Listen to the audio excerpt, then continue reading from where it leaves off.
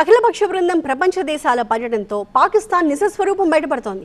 ఉగ్రవాదంపై పోరులో అన్ని దేశాలు భారత్కి మద్దతిస్తున్నాయి. అయితే దౌత్య యుద్ధంలో కూడా వెనకబడ్డ పాకిస్తాన్ బద్ధ శత్రువుగా ఉన్న ఇరాన్ని కూడా తమని కాపాడాలని వేడుకుంటోంది.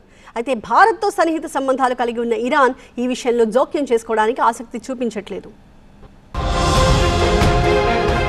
ఆపరేషన్ సింధూర్ తర్వాత పాకిస్తాన్పై భారత దౌత్య యుద్ధం మరింత ఊపందుకుంది. 33 దేశాల్లో పర్యటిస్తున్న 7 అఖిలపక్ష బృందాలు పాక్ కుటిల నీతిని చీల్చి చెండాడుతున్నాయి.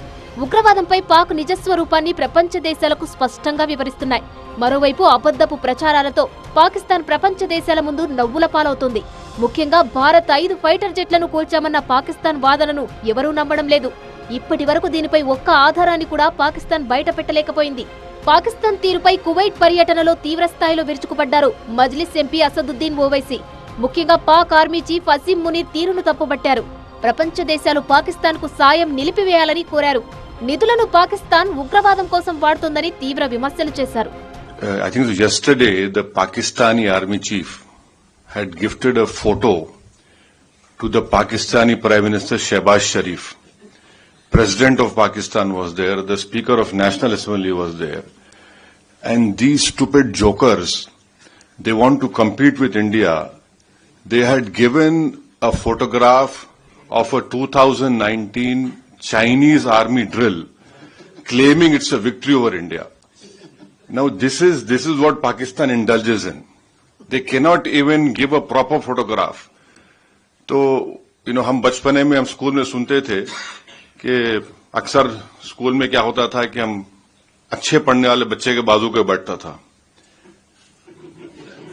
तो नकल करने के लिए अकल भी चाहिए.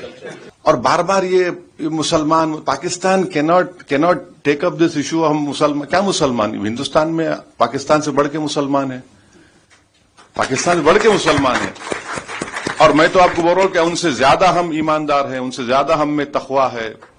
పులిని చూసి నక్క వాతలు పెట్టుకున్న తీరులో పాకిస్తాన్ ప్రభుత్వం ప్రవర్తిస్తోంది. అఖిలపక్ష బృందాలను విదేశాలకు పంపించింది.